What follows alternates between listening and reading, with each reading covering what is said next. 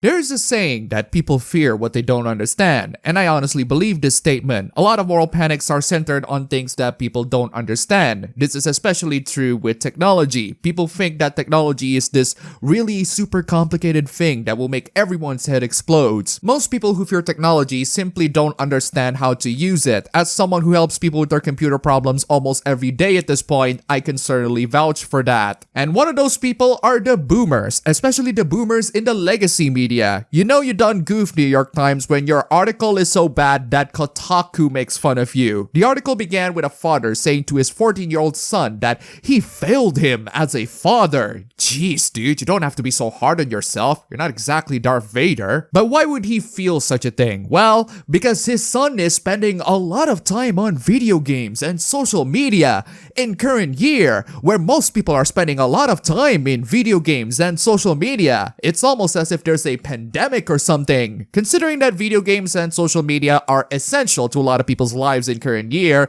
I think he has every right in the world to say that his phone is his whole life. The dad then says, that was the tipping point. His whole life? I'm not losing my son to this. I don't know, father of son. I think you're a little paranoid about this. Your son is just telling you that social media and video games are his precious hobbies, one that he wants in his whole life. In the same way that your precious hobbies are precious and one that you want in your whole life. Look on the bright side, at least he's not doing drugs. And your idea of parenting is to forcibly took these hobbies away from him just because you're worried about his future? The article continues with a paragraph talking about how it's very worrying that parents across the country and the whole world are watching their children slide down an increasingly slippery path into an all-consuming digital life. This situation is alarming for both parents and scientists too.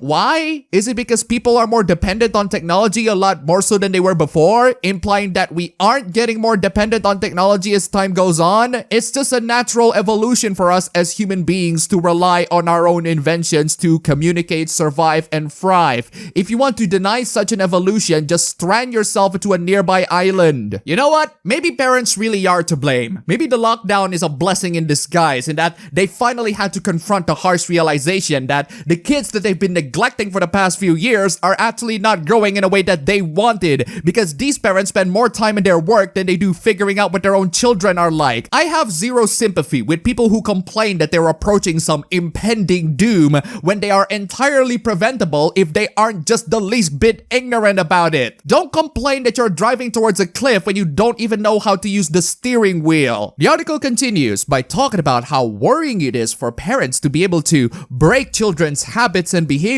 especially during the transitionary period before and after the pandemic. Children are spending a lot more time playing games like Minecraft, Fortnite, and Roblox of all things in 2020, a lot more so than in previous years. It's almost as if there's a pandemic or something. I mean, I get that it's gonna be difficult to break a lot of these kids' usual habits, but it's not like this pandemic will last forever. I hope that that sentence is not jinxed when they introduce a much stronger strain of the virus this year. It's not 2021, it's 2020 New Game Plus. The boomers on New York Times keep on going with their technology taking over children's minds panic by saying that they have no alternative activities or entertainment like hanging out with friends and go to school. It's almost as if there's a pandemic or something. Not only that, but a lot of social media and websites and video games are hooking up children with daily rewards or perks for keeping up daily streaks of use. I'm looking at you, Duolingo, which are mandatory everyday Japanese lessons hooking up to keep my daily change. Nihongo wa muzukashi desu. But seriously though, I don't see why it's a problem to let children to be able to play video games. I do have a problem with them playing trash mobile games written with microtransactions, but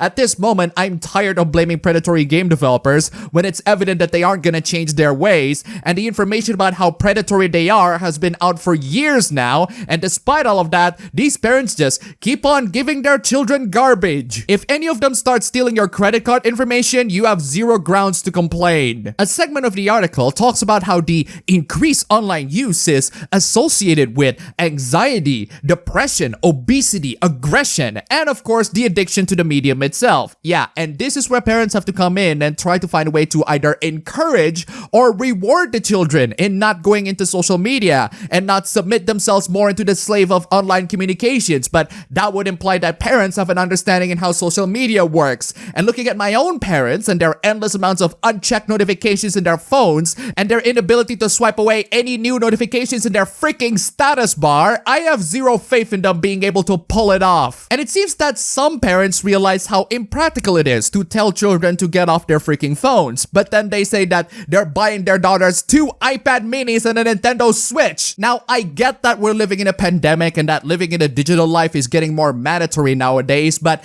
giving your 2 daughters iPad minis while they're still under 10 years old and trapping your poor children into the Apple ecosystem are digital sins worthy of a Vogon poetry podcast. Here's another anecdote to push our digital life is evil narrative. This person bought their older son a freaking Xbox for his birthday and an iPhone for Christmas. I'm hoping that he's a good boy who earned both of those things, because otherwise you're only spoiling him by using arbitrary days to give him all of those presents. I don't care if it's the pandemic or not. Giving him the good stuff early on will only lead him into being spoiled by the end. I had to grow up with a freaking PS2 in the 2010s when everyone is talking smack in Call of Duty and saying the N-word at each other on their Xbox Live, and I actually praise the Lord for that because I managed to learn the virtue of patience. This is where the article continues to get more moral panics by including neuroimaging research of how heavy use of certain video games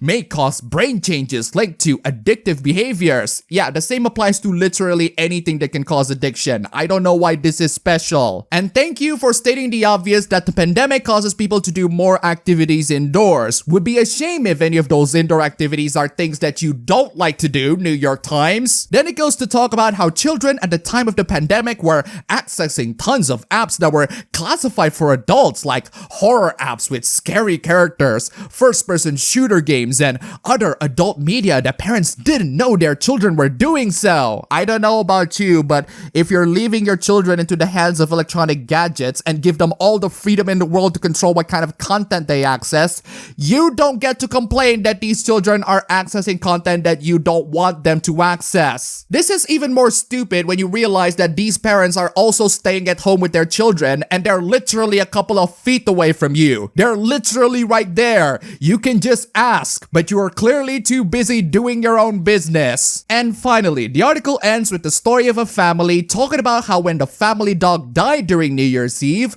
a boy gets comfort from that by playing video games with his friends. But that's just really concerning for his mother, who felt that her son was escaping the emotions of real life. Oh, God forbid that people try to cope with their emotions by playing video games. God forbid that people should be able to move on from loss. The boomer mother then asked his son a provocative question. What are you going to do when you're married and stressed? Tell your wife that you need to play Xbox?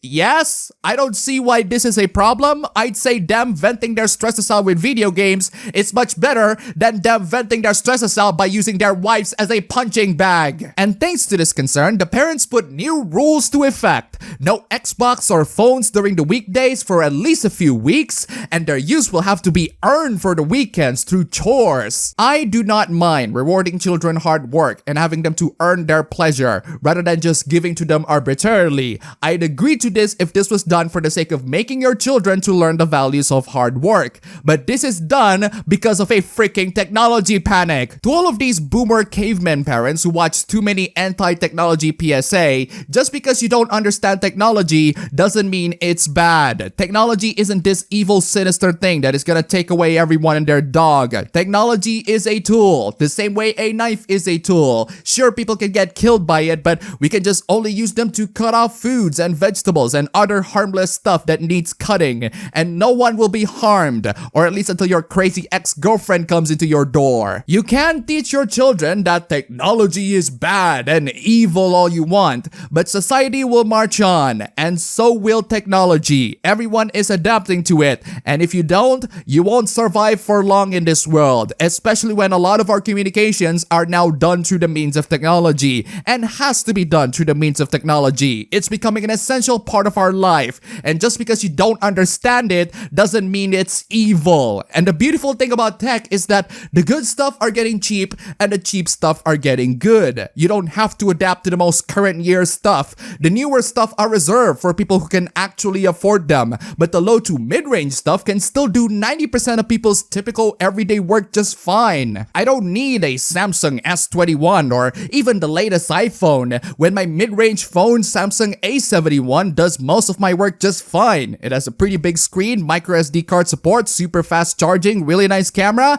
and a freaking headphone jack. At the end of the day, there are loads of discussions in regards to how dependent we are in technology, but I'm being very naive into thinking that these discussions are done by people who are smart and know what they're talking about. Instead, it's filled up with boomers that create panics out of their lack of understanding in how technology works. I do not feel sympathy to those crying in panic of their impending doom when all of that is resulted by their own ignorance, in the same way that I don't cry out to those who buy Faraday cages for their Wi-Fi routers and be surprised that their Wi-Fi signal got worse. No, really, people actually did that, and you wonder why I don't have a lot of faith in people's tech literacy.